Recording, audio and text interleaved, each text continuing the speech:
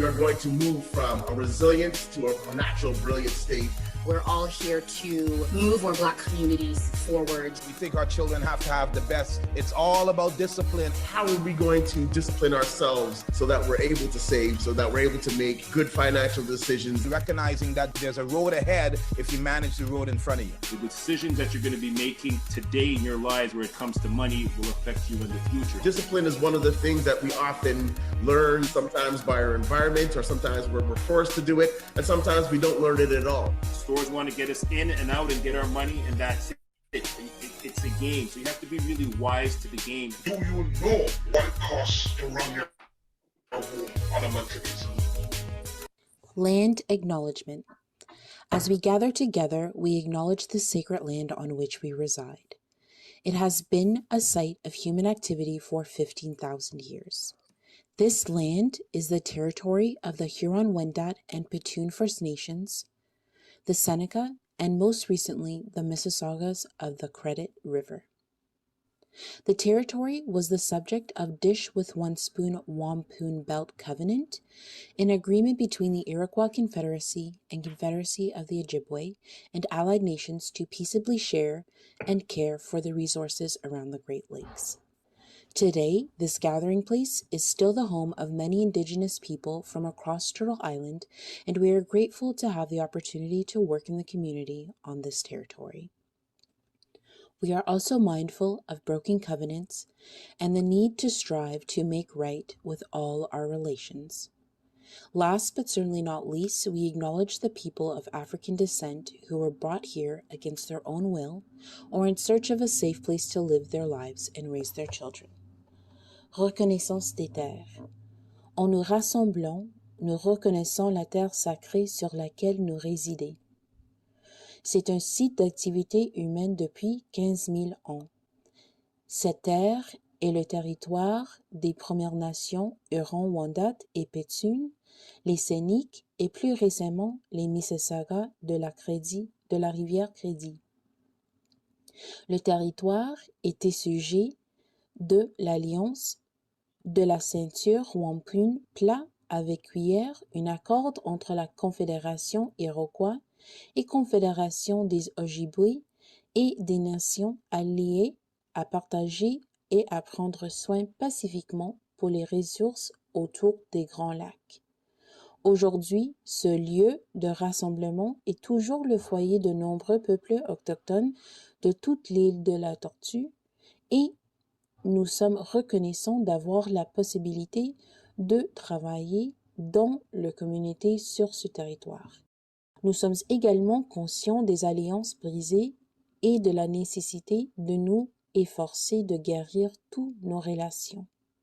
Dernier point, mais non le moindre, nous remercions les personnes d'ascendance africaine qui ont été amenées ici contre leur volonté ou à la recherche d'un endroit sûr où vivre leur vie et élever leurs enfants. This webinar provides illustrative information with respect to the subject matter covered and does not represent an official opinion or position of the Black Business and Professional Association. The BBPA makes no representations, warranties, or guarantees as to assume no responsibility for the content or application of the material contained herein, and especially disclaim all liability for any damages arising out of the use or reference to or lines on such material. Okay, good Saturday morning. Hoping all is well with you and yours, no matter where you're joining us from. We welcome you. And as we always say before we get started on Community Space, it's not too late to tell a friend to join us here on Community Space, the financial literacy program that speaks the language of the community. And we're seeing a lot of new faces, and it's great to see this morning. So let us know where you're checking in from. It's always an amazing pleasure to hear where people are checking in from. So if you're checking in from Halifax all the way over to Vancouver and everywhere in between, or out of the country, we want to know where you are checking in from. And again, it is a pleasure to be here back again on Community Space. So tell a friend to join us right now. It's not too late. So it's a brand new year. This is our first episode of Community Space, and we are starting a brand new experience here on this program. But before we get into our guest, I wanted us to talk about opportunities. We've obviously had quite a year last year and coming into this year with the Omicron virus and whatnot, the challenges of in the economy and whatnot. But this is the time to do the preparation, to get that prep in your step so that we're able now to, when things do open up and when we do return back to normal, that we're able to have our plans in place. So in some cases, a lot of people are having a lot of hardships, but I urge you and I would actually encourage you to start doing this planning at this point in time right now to get your house in order, to get your plans in order, because nothing in this world will ever stay the same. And on that note, get your financial house in order as much as possible in terms of planning, your personal, your spiritual lives in order, and we will survive and we will get out of this. And hopefully we can actually get out of this better than we went in. So I encourage all of our people here on the Zoom to do that and make sure that you are putting the plans into order so that you're able to be the best evolved version of yourself. So my name is Roderick Britt, and I am the host of Community Space. And without further ado, we're going to get into our guest. So you got to give me a couple minutes because this brother right now we're going to be bringing on has got a bio longer than Mandela's sentence. All right, that's what I like to say when things are long, or a bio longer than a giraffe's neck. All right, so he is. And before I say his name, he is a multi-sector eclectic visionary. He's a dynamic leader, a motivational speaker, a marriage and relationship expert, an author, entrepreneur, certified executive, leadership coach, and certified small business consultant, a relentless community advocate for justice, equity, and inclusivity. He is the pastor of the Destiny Gospel Center in Markham, Ontario, and the district overseer of the Church of God in 8 churches in Markham and Scarborough, Ontario. He serves on the Church of God in Ontario Regional Executive Board. He oversees, where they oversee 80 churches in Ontario. He is the chairman of the Canadian Black Clergy and Allies, a director of Operations Save Jamaica, a former director and current advisor of the York Region Alliance of African Canadian Community. In 2020, he was appointed by the Jamaican government as Minister of Foreign Affairs and Trade to the Global Jamaica Diaspora Council, which gives consultations and advice to the Jamaican government. There's not much that this brother does not do. So without further ado, and let's give that virtual round of applause for our guest today, Bishop Ransford Jones. Good morning, Bishop. How are you? Good morning, sir. Thank you so much for having me here today. It is a joy and an honor and a delight to be with you. I really want to thank the BBPA, the executive leadership, who's here with us. Thank you, Roderick. Thanks to Victoria for communicating with me to make this happen. I also want to congratulate Ross for his new appointment. I don't know, Michael is also away taking care of some family matters. But I am always delighted and happy to be with the BBPA, who also in 2021 awarded me with an award, the BBPA Harry Jerome Award for Leadership. I'm grateful for you for that and what BBPA is doing in the community, especially as it relates to this financial literacy program. I am grateful to be here with you. Thanks for having me today. Let me just get my screen sharing thing up here. Yeah, so while you're getting that done, I just wanted to say, so how is the church enduring throughout this this pandemic? Obviously, we've had quite a few lockdowns here in Ontario where people weren't able to gather. How has the church been able to pivot and reach the congregation? Yes, very, very, very, very good question. It has been a challenging time over the last 2 years, and we have to be very innovative in all our presentations in terms of how we pivot to different operations of our services. And right now we're online fully. We went back last year sometime, but when the Omicron virus came in, we had some infections and we had to close down. So we're still online, hoping and praying that this thing will go away so we can go back in the building. I mean, the virtual space is a welcome idea and it is there for us to utilize, but there's nothing like feeling and being the presence with each other. So we're looking forward for that, hopefully soon. Yeah, absolutely. Just the synergy that we create and we share when we're together. And as they say, when I guess God still blesses us when there's two or more people in one space, even if it's Yes, virtual yes, space, yes, right? you, 100%. you got it right. That's it. That's it. Yeah. Thank So you. yeah, how do you sing the hymns then when you're on that virtual space? I would love to Yes, see that actually. yeah. Sometimes when you do congregational, it might be a challenge. Different people tuning in, but most time we just use a soloist to lead, and then the other people might follow wherever they are. So we don't get the echo or the vibration sometimes that comes when there's a collective voice singing and doing the same thing. So as I said, we really have to be innovative on those fronts. All right. Yeah, well, definitely Yeah. we have to pivot. And obviously, as Black community, we're used to pivoting and making Absolutely. something out of nothing. And You're sometimes right. when things look like they're at the brink, at the end, we just have to go into our creative, innovative spirits and find that way to just keep it moving and keep it moving on. So, Absolutely. kudos to you and all of the people that work with you.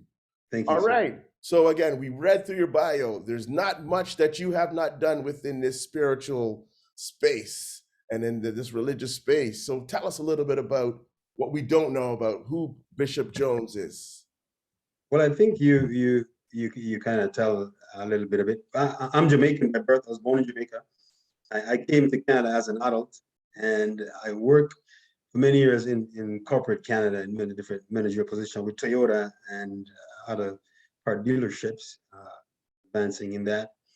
Then I transitioned to full-time ministry in 2015, doing church work and community engagement work. I am big in the community in terms of advocacy. I serve as the Canadian Black Clergy and Allies, which we are engaging the government to change some of the policies and the systems in the system here on anti-Black racism to ensure that our people can breathe and prosper in all spaces and all places across Canada.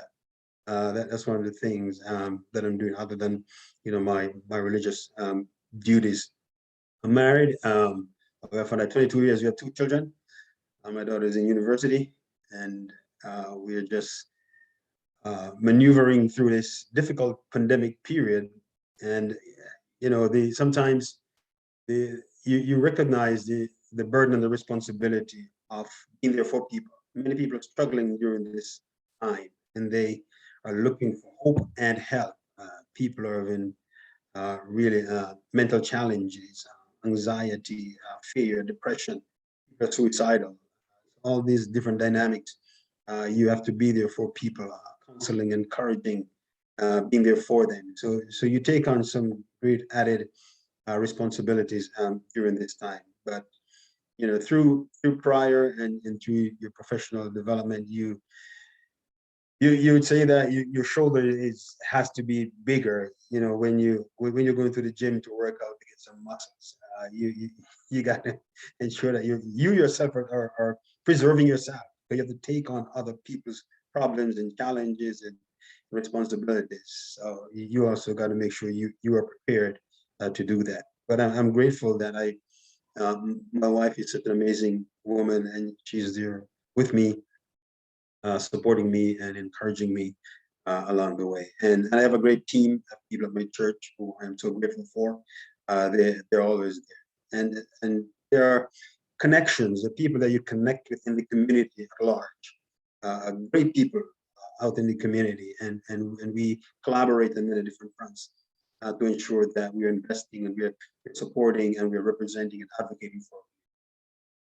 Excellent. And I can definitely testify that we see you out in the community. We see you at the rallies. We see you speaking candidly about some of the issues that are affecting our community.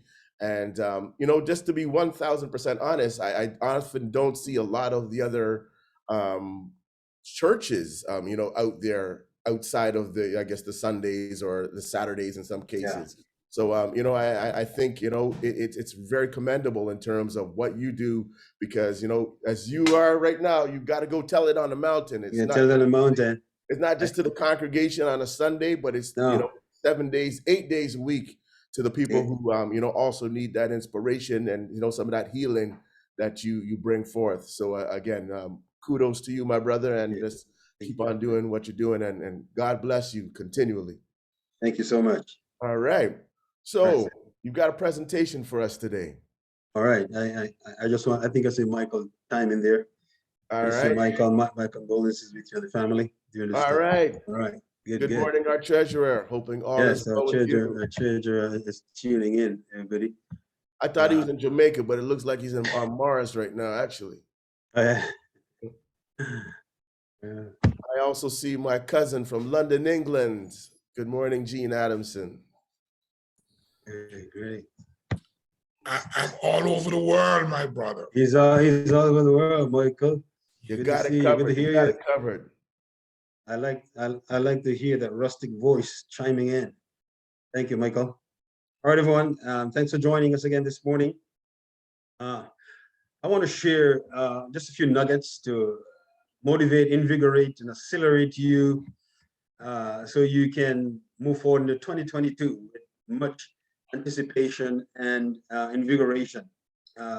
You have the potential and the capabilities and the capacities to excel and be what you can be in 2022.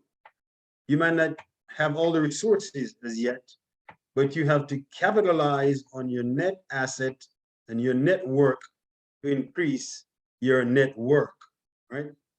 And here's what I think your net worth is. Your net worth is your net asset plus your net work, all right? That's what I think it is. So I believe that for us to get where we want to get and be financially astute and be financially well, is that we got to manage ourselves properly. We got to manage our resources. We got to manage our finances properly. I believe that self-management is a key of how we are going to develop and maximize our self-worth. So self-management is the ability to discipline yourself in order to maximize your potential and optimize the opportunities. You have something within you called the potential. It may not yet be realized. Your abilities, your talent, your giftedness, that is within you. And once that is manifested and materialized, you never know where you're going to be. So you optimize the opportunities that will come your way. It is said that success is when opportunity meets preparation. So when you are prepared for the opportunity and you grasp it, then you will be successful. You can fulfill your purpose and your destiny. So what is your network? Contradictionary.com, it says to cultivate or connect with people who can be helpful to one professionally, especially in finding employment or moving to a higher position. And we look at the connectivity based on relationships, associates, people who might know, associations. Many of you are connected with BBPA. It's an association where we connect with each other. And out of that connection, that association, we can derive or develop our network, and people will be there to assist us. Based on our connections, social media is the most powerful thing these days. Whether we are on Facebook, Instagram, TikTok, or whatever we're on. In terms of our own ethnicity, we get connected with people in our community. BBPA, JCA, Black Toronto organizations right across, we connect. And diversity is a powerful thing within the ecosystem of where we operate here, even in the GTA. And then we look at globalization. We are connected just by email or a text globally, right across the world. We are connected with people. So self-management is managing yourself, the resources and the relationships that you have effectively. It is key to living a happy, healthy, and a successful life. But self-management takes great discipline, sacrifice, and resilience in order to maintain a focus and a purposeful life.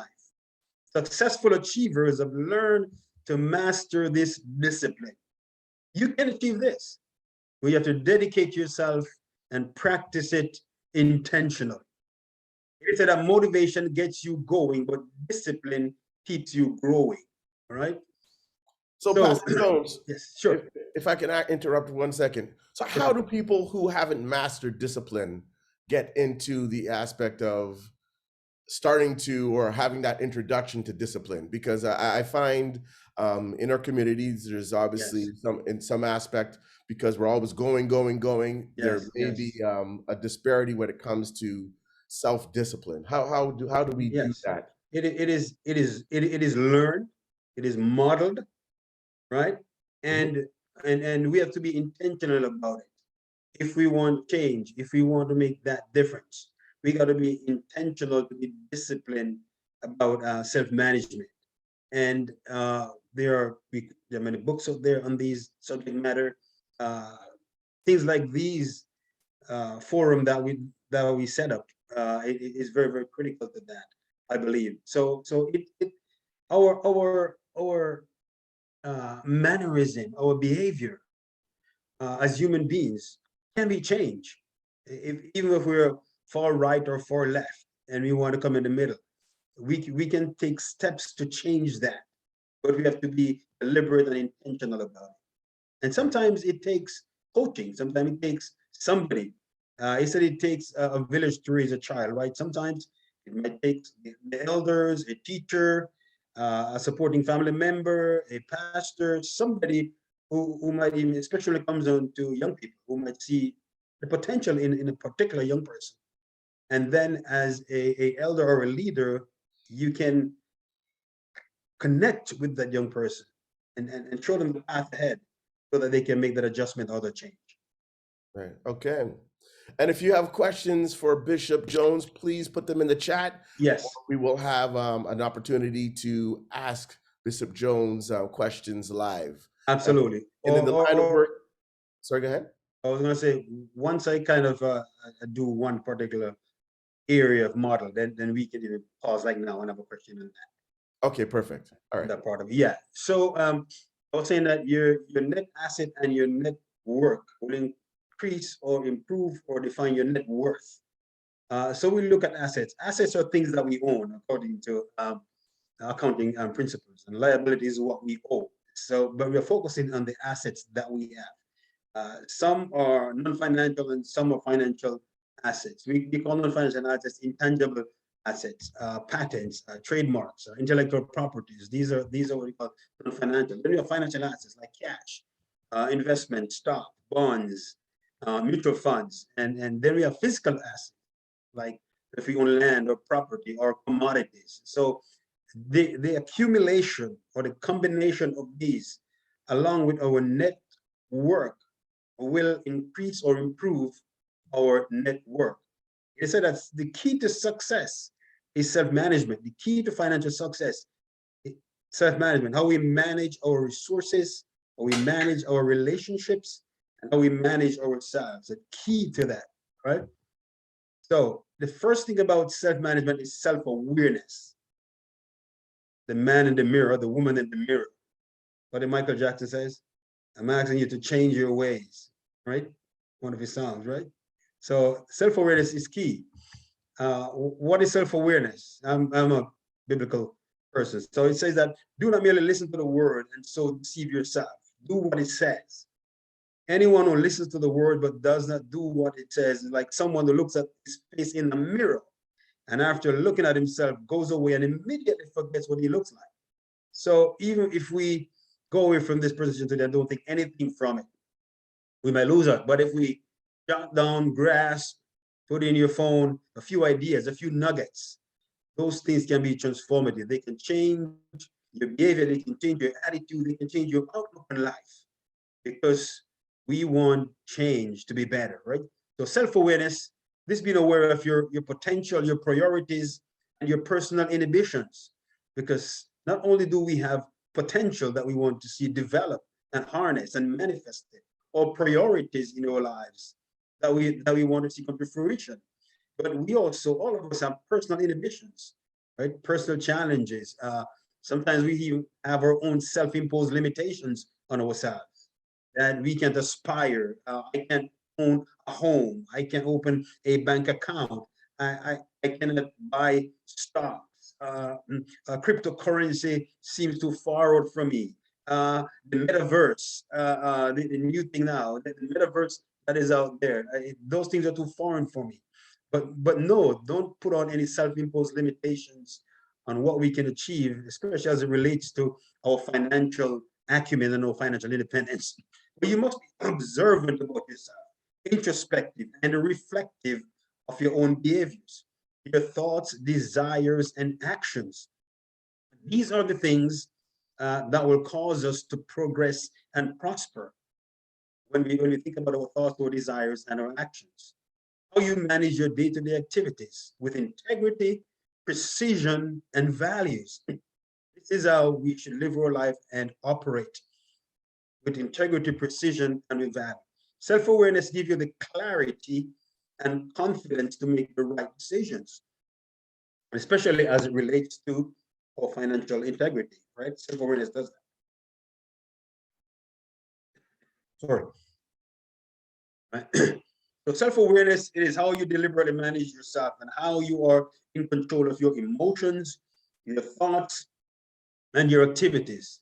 Controlling our emotions, thoughts, and feelings are powerful elements of who we are and how we're going to make the right decision at any given time. So managing one's emotions and feeling is key to self-management.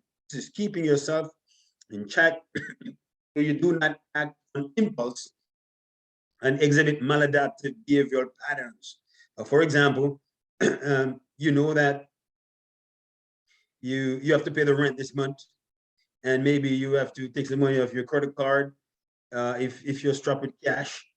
But then you walk into the store and you're gonna buy a Nike shoes or a nice Michael Kors bag instead of you saving that money to pay your rent. So you and the landlord are not in problem. So these are what we call maladaptive behavioral patterns, or we act on impulse. We got to be careful, especially as it relates to our financial position. You must be aware of your emotional intelligence. So you can manage your behavior, your mannerism, and desires, controlling our emotions. We know that different stages and periods in life come with these challenges and trials, but managing our emotions carefully in these times, especially in these pandemic times, is very, very important. So self-awareness, this is self-consciousness. It's a mental, physical, and emotional factors. You have to be conscious and aware of yourself. Others may see you differently, but you have to know yourself. Nobody knows you like you. Nobody knows me like myself, right? Be aware of your limitations. Don't let the past or low self-esteem prohibit your progress. Even though you might have gone through some tough situations in life, don't let that limit you. You can prosper, you can progress, you can be successful, you can break out of any norm or any box that people might put you in. All right. And accurate self-intelligence is key. Know your competencies, your capabilities, and your capacities. We have unlimited capacities as human beings. It doesn't matter where we started from. It is where we are going, right?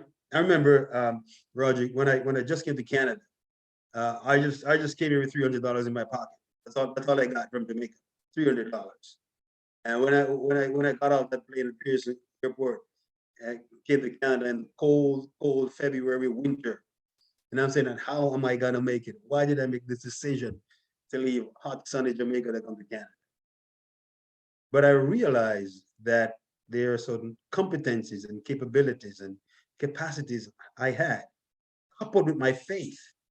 That was what propelled me to push forward and to achieve what I have achieved today. Thank God for that. So do not let anything. Go ahead. No, I was just saying, thank God for that, because if I came from the Caribbean in February and saw what it is here now, I might have just got back on that next plane and gone right back. Yeah. Oh, yeah. That was a challenging time. And that was in the early 90s when the recession was here in Canada. So Yeah. that even exacerbated the whole problem of progressing and developing. Right. But thank God. Yeah. So do not be afraid to accentuate the positives in your life. All of us have something. There is a gift. There's something in us that is positive that we can accentuate.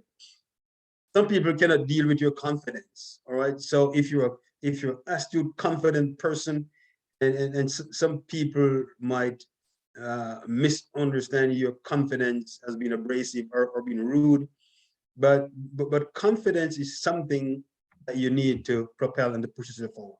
Self-awareness is the first chapter in the book of leadership. And it says, no deem, so he. Right?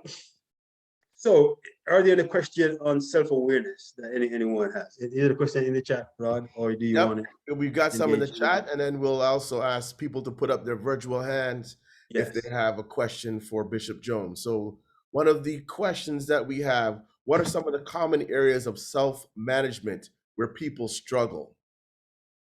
Yes, very good question. Some people, I'm going to go into that. Some people struggle with disciplining themselves to do what they know is right? For example, as I use an example, people who are struggling financially, and sometimes you may get a credit card, right? And you might have a limit of $1,000 on it, whatever, right? And because of life circumstances, we utilize all of that. And sometimes we purchase or we buy things which are not necessary. There are needs and there are wants, right? Do I really need this thing? I'll give you an example. My daughter is at university and she works part-time, right? And I I say to her almost ever so often as she comes with a new shoes. And I said, why you need another shoe? Why you have to buy another Air Jordan, Nike, whatever it is? And they're not cheap, right? So I'm saying to her, why don't you own a piece of Nike instead? Why don't you buy a few stocks in Nike? And then maybe 2-3 years on the road, you can buy 10 pair of shoes from Nike because you're already invested in Nike rather than buying all these shoes just to wear at this time, right? So challenges like those, as come to the financial challenges. Some people are out of employment right now, and they're struggling. But it is for you to get up and do that resume up nicely, send out all that resume right across the board. There's so many different companies out there, like Indeed and those companies that you can channel all your resumes to, so you just don't stay unemployed for a while. But sometimes it takes discipline to get up and go. So these are some of the areas as it relates to your financial ability.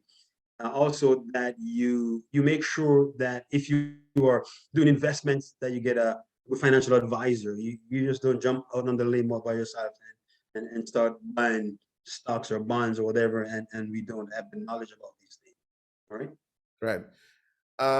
Another question that we have, what are some of the habits that you would recommend to help with self-management? And I think you've just covered a couple of those, but in terms of the work that we do on an ongoing basis, we say an experience repeated over and over becomes a habit.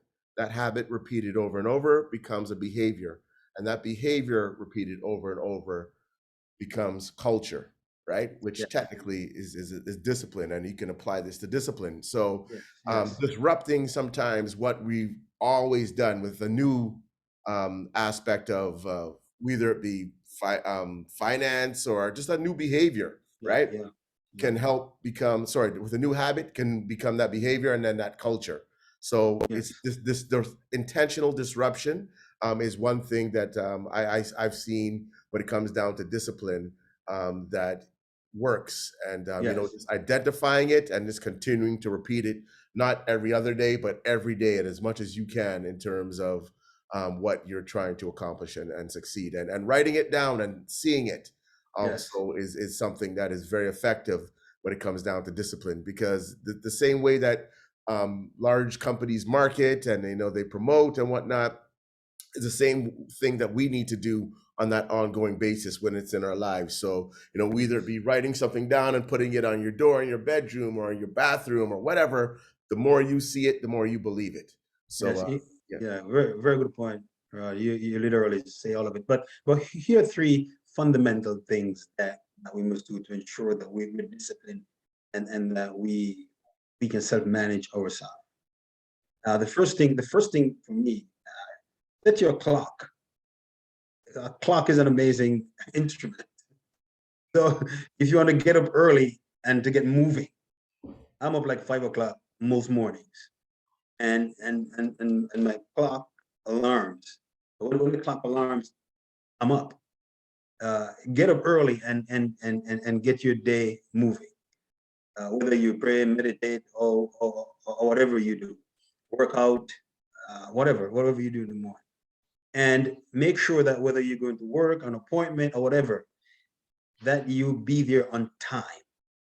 Develop those discipline. Make sure that you're punctual. And the fourth thing, there's a general in the U.S. Army, and he gave an amazing speech to his cadets. He said that one of the first things that you should do before you leave your house in the morning, make sure you make your bed. he said, make sure you make your bed. The first act before you leave the house, make sure you make it. It put you in a mode and in a mood that, listen, I started off doing something. So he said, make sure that you make your bed. It was an amazing speech. So those are stuff that one could do to ensure that you're moving on the path of self-management or self-mastery. All right. Absolutely. Any other before we move on? Any other questions from any person? Hands up, voice. From the Zoom room? Any other questions that we have for Bishop Jones on self-awareness? All right. We're gonna move on with this. Okay. Then we move on now to self-discipline. The second thing is self-discipline. So, and we're moving into that right now. It's the ability to control your feelings and overcome weaknesses. The ability to pursue what is right, despite of temptations to abandon it. Right? Sometimes we're on the right track, we're doing the right thing, and we know it. But sometimes the temptation comes for us to abandon what is right as it relates to self-discipline. It is said that there are three types of self-discipline. Proactive discipline. This is doing things in advance to better control the situation. Just bringing an umbrella on a rainy day. You know it's going to rain, right? So you prepare to walk with an umbrella. And as it relates to financial matters, budget before you spend, right? These are just proactive things. We're just going to spend at random or spend emotionally, but we budget before you spend. So that is proactive. The second thing that Benjamin Scott reminds us about, these are the three things that he said: active discipline. Doing what you need to do that very moment, right? Like eating a healthy meal or limiting your distractions while studying or exercising. These are active discipline. You don't want people to distract you because you're focused, you want to accomplish something, do that, right? And then reactive discipline. This is controlling your thoughts, behavior when dealing with unforeseen situations, like a minor accident. How do you react, right? Or what if the stock market went down? How does that affect you emotionally? And you might invest it in one stock or a few stocks, all of a sudden, boom, it drops. So how do you react to these things? By controlling your emotions and your thoughts about it. Don't overreact, right? Discipline yourself to have self-control in that regard. So self-discipline is the ability to perform based on your character, values, and will. You're going to perform based on these things. How are you going to operate, right? It is the ability to keep yourself in check. Discipline yourself. Don't go overboard. Don't be over elaborating with stuff, all right? Discipline yourself. Keep yourself in check, especially as it relates to to spending if you're on a minimum budget. You got to keep yourself in check, right? Organize oneself for effective productivity.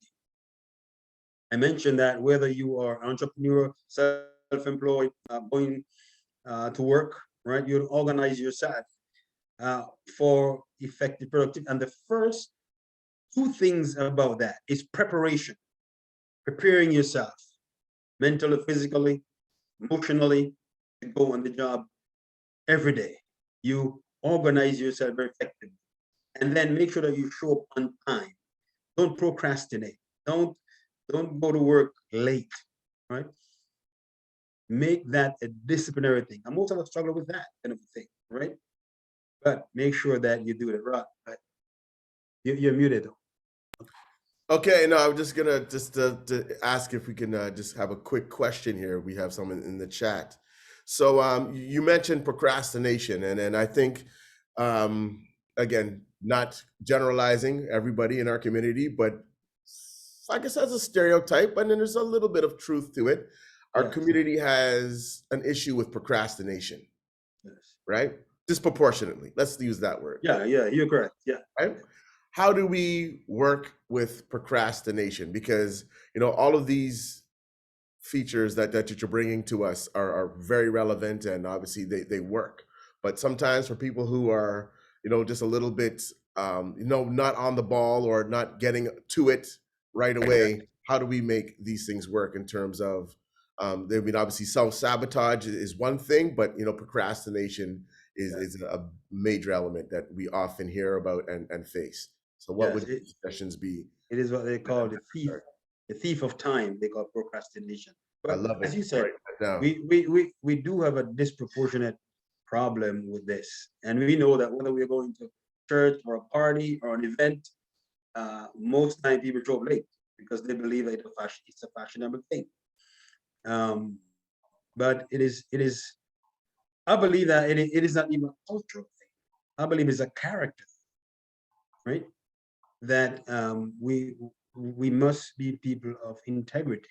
That I am scheduled to be at a place at a particular time, so I must make effort and preparation to ensure that I reach there and give myself the leeway for any inadvertent happenings, right? Like yesterday on the weekend, these truckers were driving slowly, blocking the road. And if I have to go to work and I hear that kind of a news, I should prepare myself to leave, say, an hour earlier to ensure that I don't get caught up in that kind of a thing, right? Inadvertently. So preparation is key to that. And we have also got to change our mindset towards this kind of a thing to ensure that we don't stereotype ourselves in that awful kind of situation. Remember, I worked for some Japanese guy for over 20 years, and the cultural differences there was amazing. And I guess that's even where I kind of changed my whole posture in regards to timing and procrastination. They would show up an hour before business meeting, executive meeting, and you better don't be late for the meeting. That's just how they operate. If you're late, they said there's a gate. So we got to discipline ourselves and change our mindset and make the proper preparation. Preparation is key. If we want to get up 5 o'clock in the morning, we should prepare ourselves the night before. Find the clothes that we're going to wear in the morning. If I'm going to pack my lunch, make sure that I prepare my lunch stuff for the day. Make sure I have gas in my car. Make sure my antifreeze they're ready. So that kind of preparation is important for us, so that we can eliminate this kind of a procrastination that we sometimes are classified or noted for. Okay. We also have another question. Or a comment and a question. So it says, self-awareness is important to understand how to manage ourselves, but how do we deal with disappointment? Good question. Good question. Disappointment sometimes comes in big ways or in small ways. how we mitigate either of them is crucial, especially when big disappointment comes. If we, as I said, for example, if the stock market wipe out a quarter of your savings as it relates to monetary disappointment, right? Or if you, so for example, you lease or buy a car through financing, and there's an accident, or you might have full insurance coverage on it. How do you pick up that slack? So these can be disappointing financial issues as it relates to financing. We got to find a way to bounce back from those disappointments. And how do we do that? I think it is important for us to reframe our mindset towards how we deal with that. And also, it is important that we get counseling, we get professional help, especially when these are huge disappointments. For example, if there is a marriage that is broken up for whatever reason, infidelity, whatever, and two people work together so hard over a long time to build a nest egg, to build their home, build their family, and all of a sudden now there's going to be divorce within the family. It also has financial ramifications, right? Not only emotional or psychological ramifications, but it also has financial ramifications. And how do we bounce back from these events that happen in our lives? Through counseling, through making sure that you have a family, good support system that will help you to guide you through these eventualities and disappointing things that happens in our lives. All right. Thank you very much for that. If there's any more questions for Bishop Jones, please put them in the chat or let us know with your virtual hand and we can ask those questions live. Okay? Good. You have to endeavor to be consistent in doing what is right. Self-discipline is that, right? You have a procedure to save. Say, I'm going to save $20 every paycheck, right? And you got to be consistent with that. Say you invest in a mutual fund, and that is an automatic debit from your account every month. You got to make sure that $20 is there every month. So when the bank or the mutual fund, the company goes into your account every month, it's not going to be an overdraft or it's going to be empty, because if it's an overdraft, sometimes it's going to cost you more, right? You got to pay an overdraft fee or a bank charge or whatever. So we got to endeavor to be consistent in doing what is right, what we set out to do as it relates to finance, right? So it says self-discipline begins with the mastery of your thoughts. You don't control what you think, you can't control what you do. All right, so that is critical to us, self-discipline and self-mastery. So how do you maintain and achieve self-discipline? Those are on a spiritual journey, a spiritual shift for you. Be led by the spirit, the psychological shift, the mental ability and the capacity to make that change, that mind shift that one needs to make to ensure that you're on the path of discipline. Your emotional shift. This has to do with your will, your feelings, and your motive. Whether it doesn't matter if the relationship is platonic or the relationship is a marital or other relationship, right? Your physical shift. Ensure that your energy level, your strength, your adrenaline. Most people these days are working out, going to a gym, ensuring that physically you're well. Discipline yourself in that. Your social shift, how you view yourself and others, or how others view you, sometimes is critical to our self-discipline. Your personal accountability, always have balance and check. Always have a time for introspection. Time, some people call it white space, but I rather call it clear space, where you can clear your head, you can think and become pensive. Find that space you can become tranquil and just to reflect. Even make this a daily chore, just before you go to bed, or when you come home from work, or wherever you're coming from, and that find that time where you can have that reflection. right? Have a trusted confidant to hold you accountable. Amen. It is important. That could be a spouse, that could be a good friend, that could be somebody, a mentor, a coach, somebody who you trust, right? So have a trusted confidant to hold you accountable. And I have entrusted that stewardship to my wife.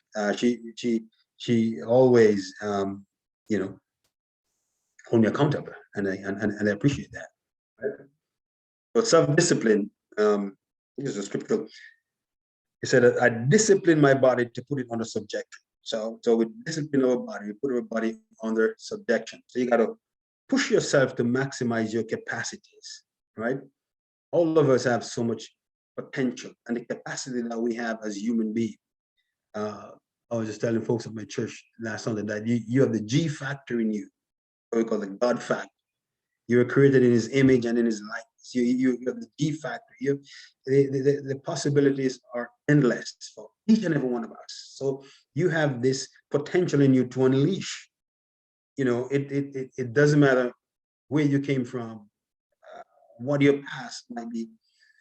You are you. You are uniquely you.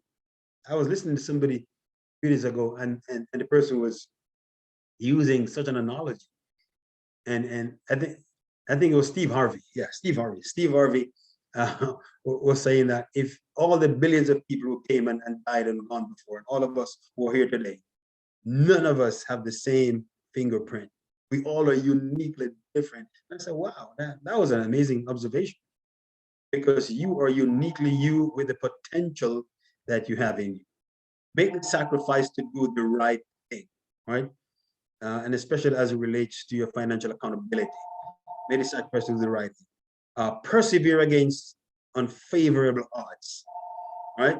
Just to keep yourself disciplined. Sometimes, as was mentioned earlier, there will be times, sorry about that, my other phone is ringing in the background there. Sorry about that. There will be times that we have to persevere against unfathomable odds when you believe that you can make it at all. And sometimes even failure comes in our lives. Oh, listen to Jack Ma the other day. Jack Ma is the richest guy in China. He owns Alibaba. And Jack Ma was saying that the amount of time that he failed and the amount of rejection that he got before he was able to make it. All right. So it is amazing, he said, that how after all those failures and rejections, he's not the richest man in China. Dig deep in your willpower and surprise yourself. All right. And then we look at financial discipline. What does it look like? Set financial goals. Ensure that you look about your income, whatever that is. Whether you're an entrepreneur, you work for somebody, or whatever you're doing in life to earn your income. Budget. Make sure that you have a budget. Reduce debt. Control spending. Save. Invest. And give some to charity. These are financial discipline areas that we must look after. So self-discipline isn't just something that happened once and you are done. It's a practice. There's Emily Thumbs. All right. I'll take some questions on that. If you have any question for self-discipline, anybody? Yep, there's a question here. So a quote and a question. So one Yes. of the fruits of the Spirit is self-control. Do believers Yes. often forget that they have this ability and do not utilize it? Sometimes, yes. we can own up to that. Sometimes, for sure, they do. And it is important that we follow through those fruit of the Spirit, those things that we must cultivate in our lives for our growth process, and these things can be utilized or be applicable to us in most of our endeavors in life. Yeah. All right. So let's bring up some questions for Bishop Jones. And for those of you who are able to turn on your cameras, please do so. Let us see your beautiful faces on this Saturday morning. Yeah. So yeah, we always like to see who's here. And as our CEO often says, is that people do business with who they know. So this is a financial literacy / business program. So let's see who's here with us. And again, put a face to the names. Okay, so is there any questions for Pastor Jones this morning? Don't be shy. We're here live. Any questions for Pastor Jones? Question in All the chat. right. So we've got a question here from Juliet. Good morning, Juliet, and let's give her that virtual round of applause Yes. Thank you, Juliet. Yes. for stepping up to the plate and being first. A blessed good morning, everybody. Thank you, Juliet. Question for you, Bishop. You talked about your spirituality in regards to what you're doing, but what I find is that I'm on a spiritual journey right now. I've gotten an order from the Holy Spirit 5 years ago, and it's now coming into fruition.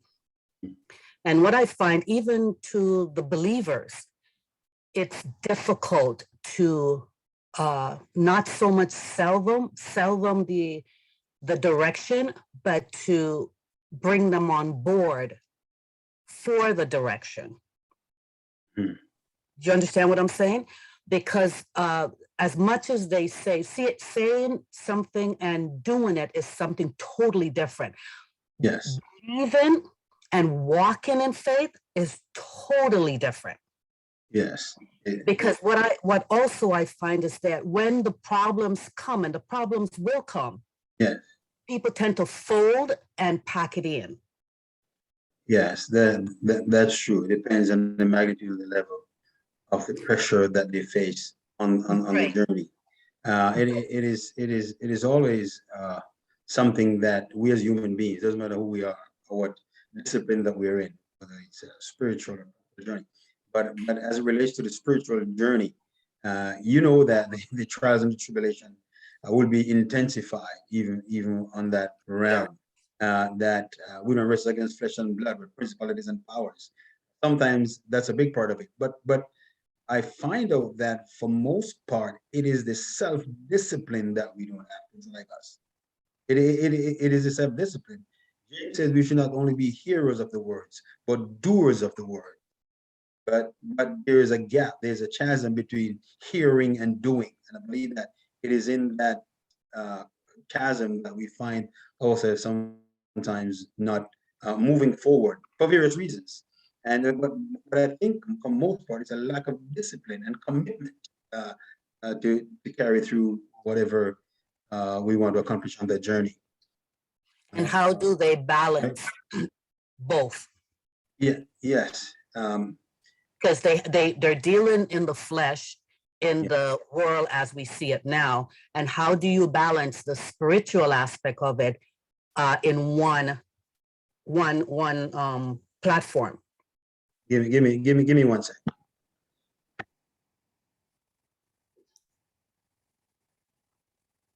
So, I mean, I'll take on a little bit of that if you don't mind. Go So ahead, I think intentionally recognizing that there needs to be change, right? And often people live within a comfort zone, and to disrupt that comfort zone, especially where it's the unknown, it often it's met with resistance, right? Because we don't want to disrupt the comfort that we know, or we're complacent, right? But as we know, growth happens within the discomfort zone. So if you're at the gym, and let's use that as an example, and you're pushing, 100 pounds, and you've been doing that for the last 6 weeks, you're not going to grow. If you add on 5 pounds on each side of the bar, the potential for growth has increased, because you've now you're taking on a new burden, or you're taking on a new challenge, right? So we have to intentionally understand what growth or what change is going to look like within our lives. And if you look at, even from infants, when that baby first stands up on its feet, and it's, wavering, and it's going back and forth, it falls back on its bum, but it gets back up and goes. That's that resilience. And often, as I find in this line of work, we often don't give our resilient factor enough credit, right? Or we're not willing to try again because we're so complacent. So whether that be financially, spiritually, in relationships, whatever that may look like, we're often just in that zone. But again, to grow, we've got to throw in something different. And again, that goes into saying that, that habit repeated becomes that behavior, and that behavior repeated becomes that culture. And that's how ultimately we change our dynamics from my perspective. Yes, great, Rod. And just to add to that, we also have to critically analyze ourselves and reevaluate our motives and intentionality towards achieving the goal. And once we can identify those gaps which are there, then we must make the corrective effort to change them and put us on the trajectory of progress and prosperity, where we want to go. Okay, so we've got some more questions here. We had Anne. Anne had a question. Anne, are you still there? Okay, then I don't see Anne right now. Thandui. Hopefully I've not mispronounced your name. Thandui. Tondaway, yes. Oh, my apology. Good morning. How are you? Good. Enjoying the talk here. I'm not sure if my screen, there we go. Yeah, we're So- seeing you on the way. I'm gonna shed a little skin here for everyone. I asked a bunch of, so my question is, who comes with us? I asked friends and family, how good are you with money? Or are you good with money? And not a single person said they were. It seems like everyone is just focused on long-term survival. None of us can view ourselves as having abundance and using that to help.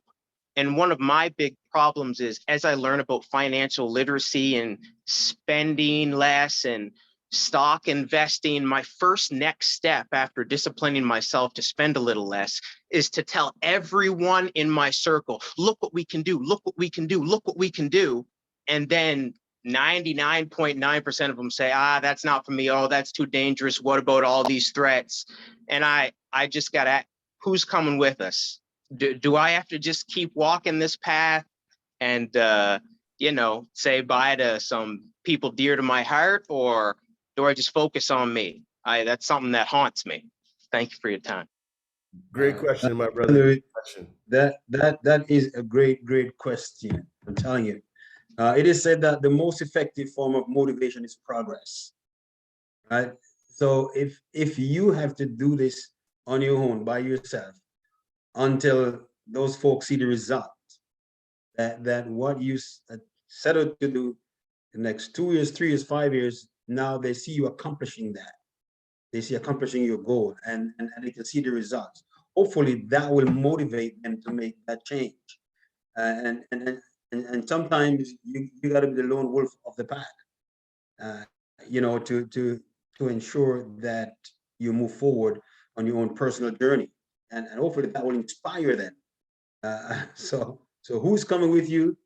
Boy, sometimes it's you alone. They might say you're a lone ranger, but after you have invited them, explained to them, show them a little bit of results, and they still don't want to do it, hopefully that the progress that you make will inspire them to make that change.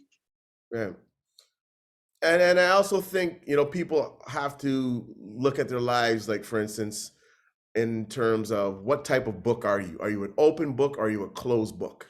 Right? Because a closed book, there's nothing that you can write in that book. There's no new chapters. There's nothing else that you can, come into fruition.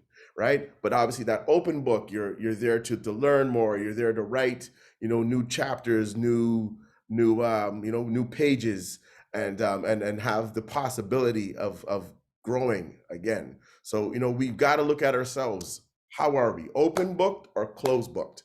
Sometimes we have to be that closed book when it comes to different aspects of life, or if it comes down to, non-negotiables, we, have to have that closed book. But, we have to be open to opportunities. We have to be open to different concepts. As we know, the world does not stay still. It's never stagnant. So we've got to be able to pivot, and we also have to be able to, to take what we know, or take information that can grow us and our communities and our families. A lot of people, when, Bill Gates was starting his enterprise, saw or heard what he was doing, and they were like, nah, that will never work, right? So I mean, I guess they're biting their tongue right now, had they Yes, jumped on, right? But yes, no, this is how life works. yes. Good, good. So, listen, Rod, I have to take one more question. So I was Okay. told I would be here until 11. I have another Now, my brother, the questions appointment are at now coming in. 11:15, but I'll be back next week, right? Remember. Okay. Let's see what we got here. So this is from Dr. Morris. So for persons in the church and community at large who are struggling to deal with various types of disappointments caused by the pandemic, how can they use faith as a key to move forward and make necessary changes to unlock their destiny? Good. Faith has always been such a critical and important part of our community. Even though some people might not go to church, they still have a measure and a level of faith. And when tough time comes, when difficult time comes, most of us really rock back on our faith, praying and hoping and trusting God in during these times. We, from a spiritual point of view, there are some encouraging examples and words, especially in the Bible. For example, Philippians 4:6, we should be anxious for nothing, but through everything, prayer and supplication to the Lord. So these are the times when we buckle down and really find ourselves immersed in that kind of a prayerfulness. And I know during this pandemic, if I never hear the church pray so much, it is during this time. And people get hope, comfort, consolation during these times. There are people who have lost loved ones, very precious loved ones in this pandemic. And how do they deal with that? They go through the stages of grief, and hopefully people get counseling to overcome some of these things. But rocking back on our faith has always been one of the bedrock of how we push through, how we survive, and how we will come out stronger out of this pandemic. So that is an important and essential part of how we overcome during this time. Yeah. And one of the things that I learned, from my grandmother to my mom and whatnot growing up is God helps those who help themselves, right? We definitely have to have faith, but we have to follow that up with action. Action, of course. 1000%. And nothing tried, nothing gained. And in terms of experience, one thing that I've also learned is that instead of looking at it as a loss, when we face adversity or things don't work out in the way that we want them, as opposed to a loss, we look at it as a lesson, right? Yes. Because when we can take from that lesson and grow from that lesson, it doesn't seem to have such an adverse impact on our mind and our motivation to try again, right? That's good. Yeah. Good, sir. Thank you so much, everyone. Well, listen, we're gonna wrap up here now from my part, but we'll be back to continue this next week. 3 weeks of presentation. So hopefully you'll rejoin us again next week, and we'll continue on this subject matter. All right, I really appreciate the time, and I hope I deposited something in you that you can take away and you can put that into practice. Thanks again for having me today. Thanks a lot, Bishop Jones. Good. And we will definitely see you next week. Good. And we're not done here on Community Space right yet, but Yes. the bishop has to run and do that good work that he's doing. So again, thank you very much for all that you bring to the table and to the community. Thank you, sir. In our space. So that being said, we're going to now ask some questions from the people who are in the Zoom room. What was it about Pastor Jones's, I guess we can call it his presentation, that you could take home and apply to your life?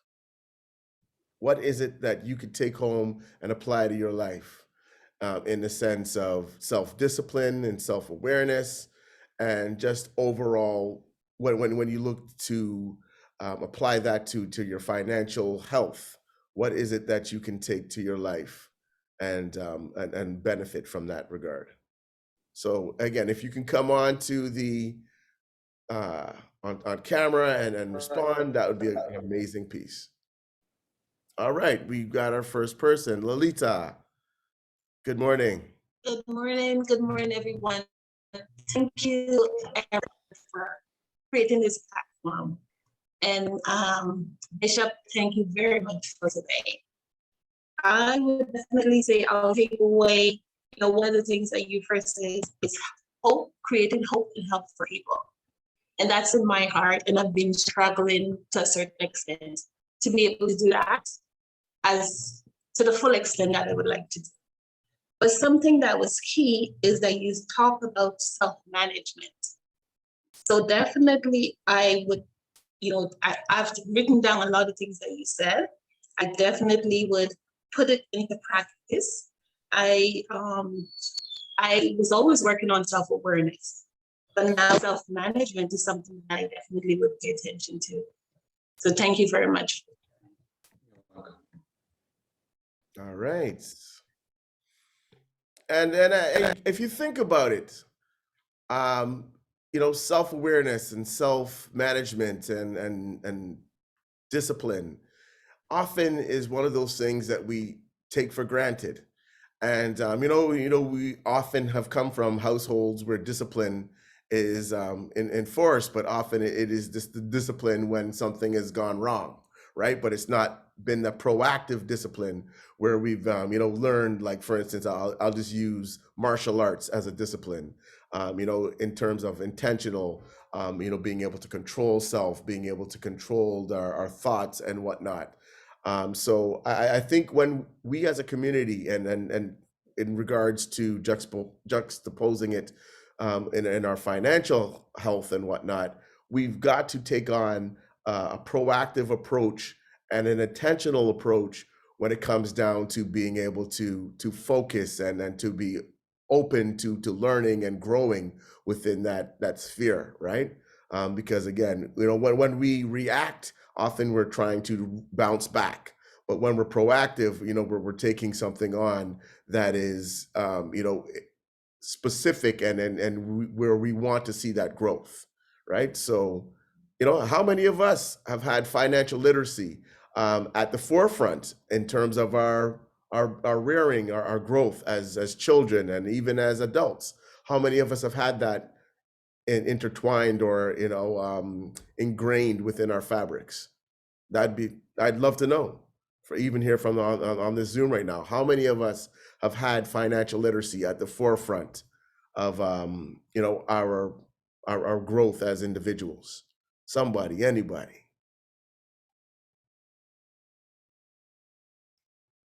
Has anybody had financial literacy as a part of their rearing?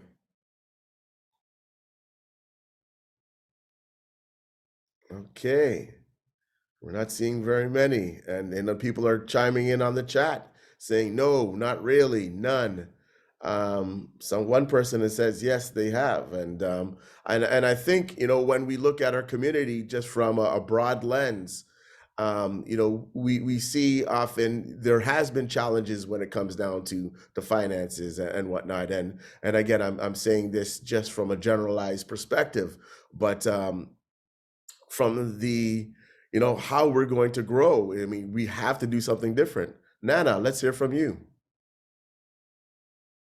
Good morning, Nana. Yeah, I just wanted to put a little bit of context when we say this topic. I grew up in Jamaica. I seen market women, mothers, survive on this much. Mm-hmm. That taught me about financial literacy. But when we speak of it, we're not really talking about that experience.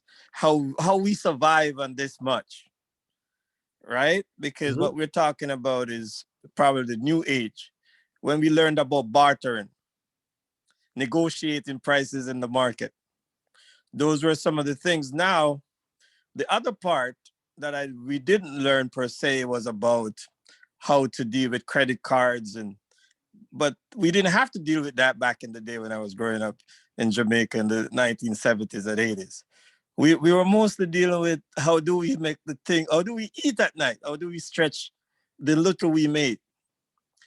So the fact that I grew up in that sense, now then I come here and I'm like, okay, so now we could deal with the credit card. Now we could talk about owning home and real estate. So I had it both worlds.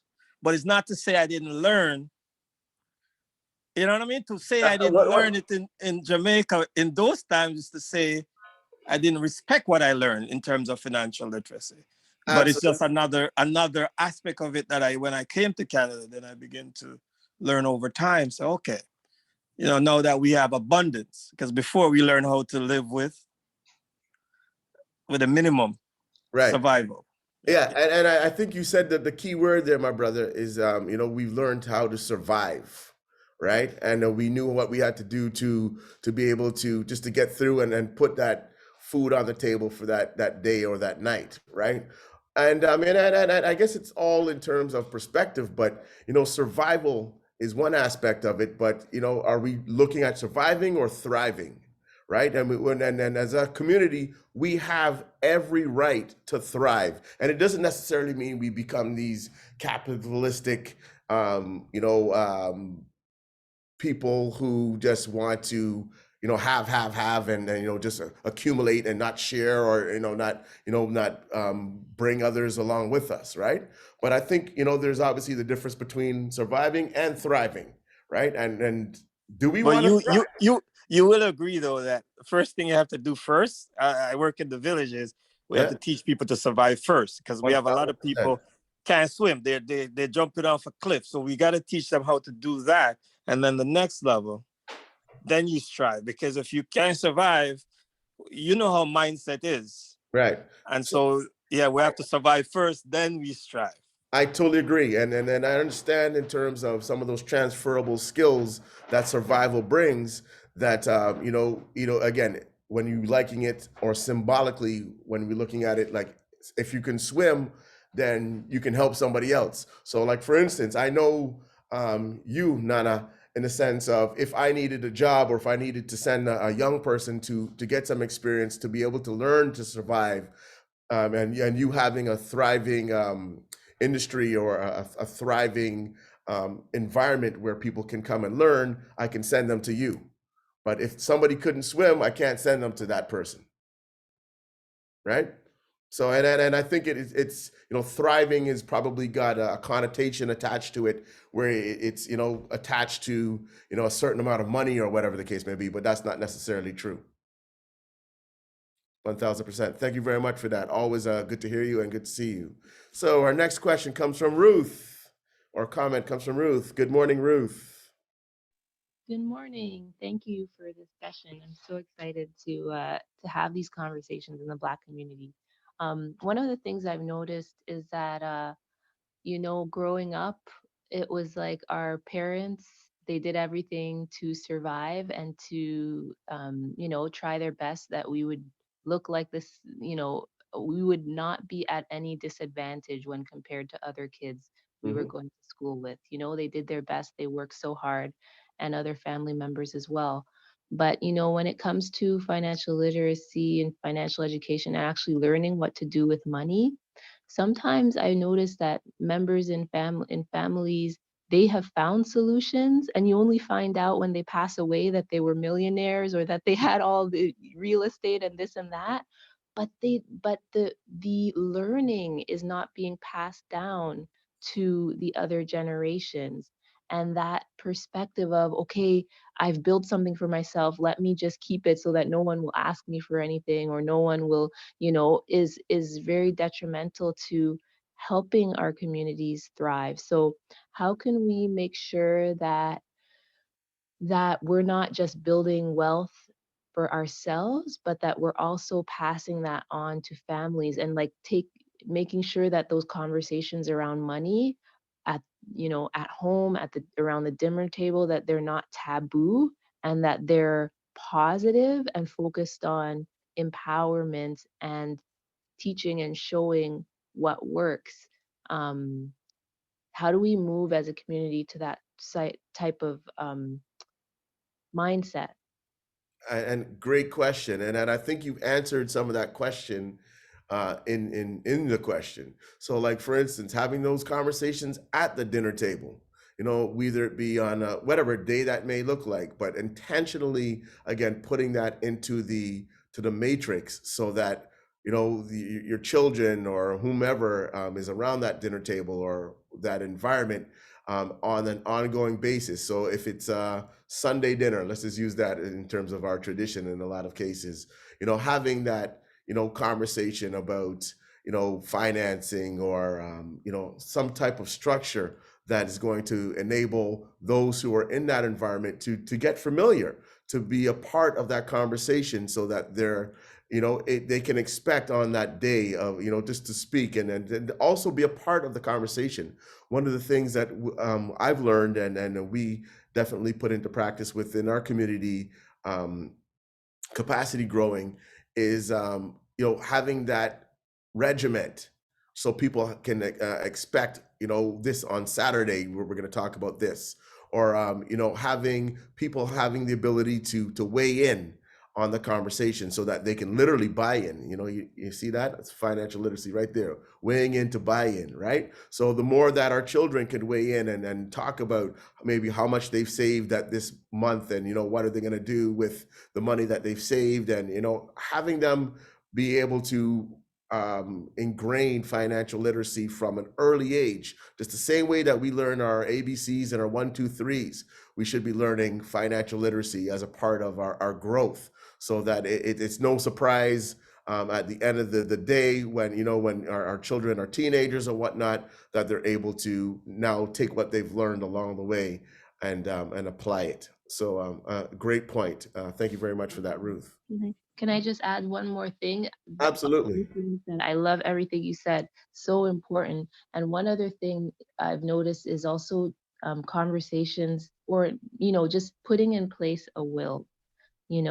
I think that is one of the best ways that we can help generations to come and our families thrive after we're no longer here. But sometimes, it's the time, it's the investment up front, it's the, thinking about death. It's a whole bunch of things that stops people from doing that. But I've seen firsthand how even if it's a small amount that's passed down, it can make such a huge difference.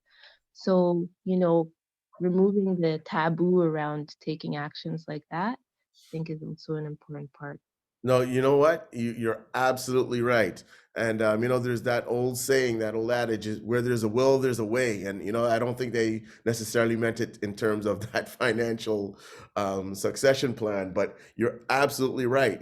For those of you who don't have wills, and you have $1 instead of 30% going back to the government. If you don't have that will, it makes sense to pass that down and to our families. And insurance is the same thing. Like if you don't have insurance or life insurance, inevitably we're going to one day transition to a different place. So having that so that that intergenerational wealth can be passed down to our successors or our children or whatever the case may be, only makes financial sense. And I think that would be a great topic for for community space here, in terms of having that will and then that insurance plan and that succession plan. When we've left, what are we leaving, just to create that again, that intergenerational wealth. So great points. Thank you very much for raising those, Ruth. Andrea Buckner, good morning.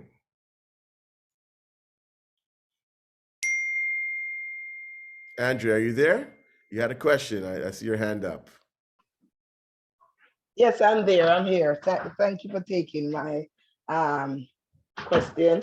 I came on late, but I really love this topic. It's been a burden on my heart for our young people, and I agree with what everyone say on the line today. I was born and grown up in Jamaica myself, and came to Canada in the '89, and it's something that I hear the gentleman talk about, going to the market and figuring out how to make ends meet and those stuff, and it's really, it's a lot. And when we come to like North America, it's best that we learn to adapt. We learn to adapt. Sorry about that. That we learn to adapt. That we learn to adapt from others' principle, in the sense that we teach our children. Because I am a Sunday school teacher, and I am a founder of Restart Charity, where we deal with youths in the court system. And even talking to youths, you realize that we expect so much from them that they weren't taught, like finance, right? It's not taught, as the young lady said before, it's not taught at the dinner table, it's not taught in the church, it's not taught in school as a young age, and you said it as the ABC. The ABC, just like how we learn the ABC, is the same way we have to learn.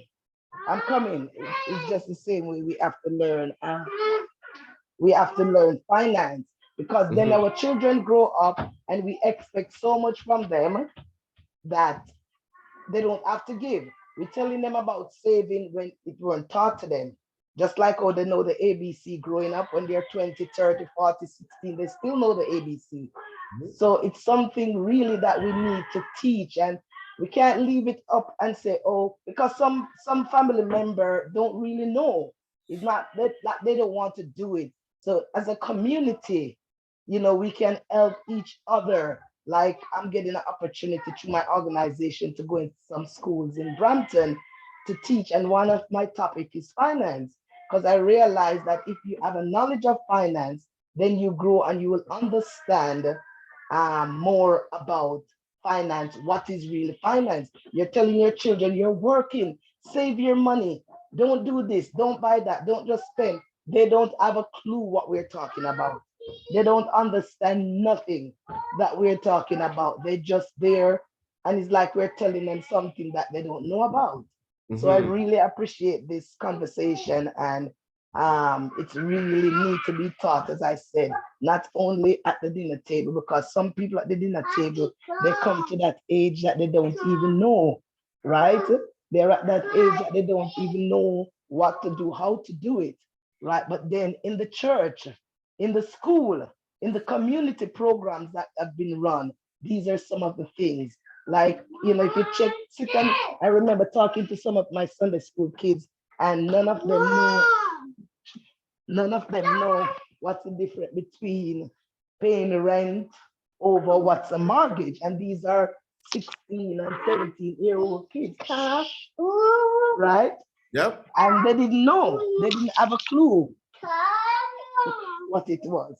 Sorry, my nephew is just acting it's all up. good. It's all good.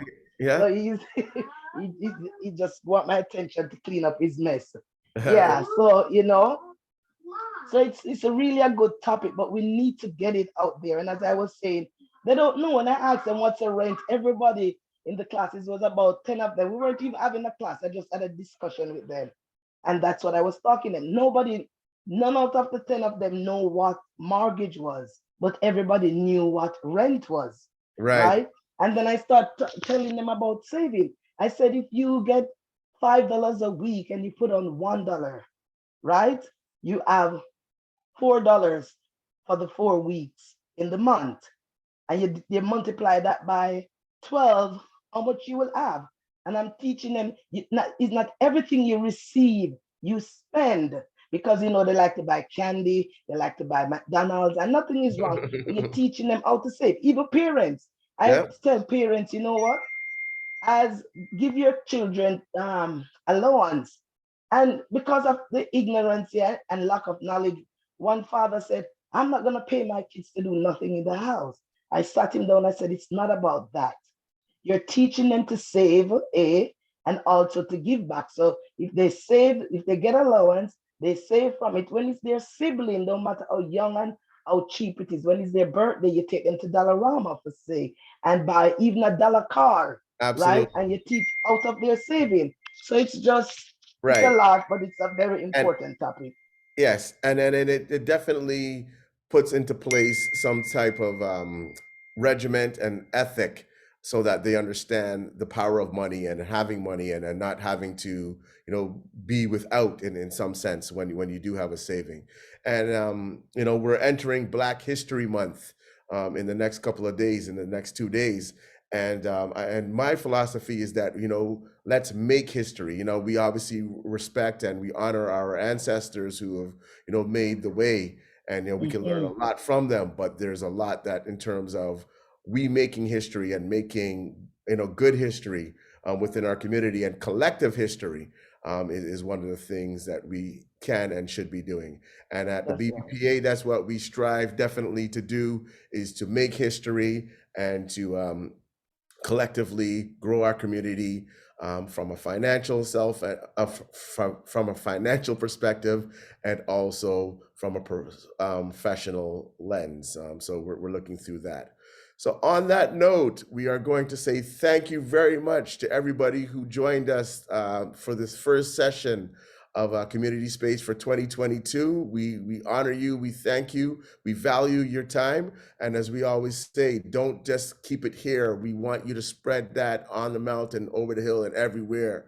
And this is how we do. And next week, please tell a friend to join us here on Community Space, the financial literacy program that speaks the language of the community. And throughout the week, the BBPA is invested in the Black community by providing several programs virtually.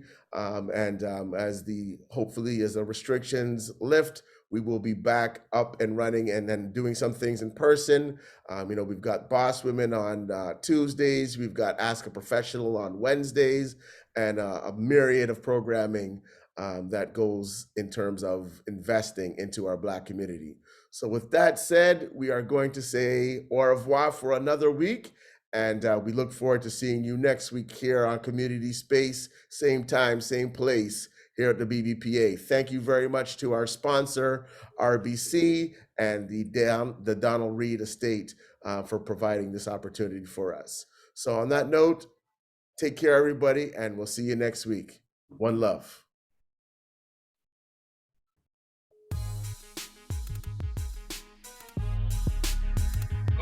Community Space is a financial literacy program that speaks and reaches the community. Are we going to be in a better place, or are we going to be still, quote unquote, behind the 8 ball? Because of the historical disadvantage that our community has, we most times do not have financial role models. Without that, economically and financially speaking, we'll always be at the bottom. Keep proper books and record, because the data drives the strategy, and the strategy drives the profits. COVID-19 sort of removed a veil. It's really exposed the structural barriers that our communities face. These last 2 years, where there's been a heightened emphasis on the well-being of Black people, has influenced the influx of funds and opportunities. The time is now. How long is that window going to be open? We'll see you next week, and don't forget to tell a friend to join us here on Community Space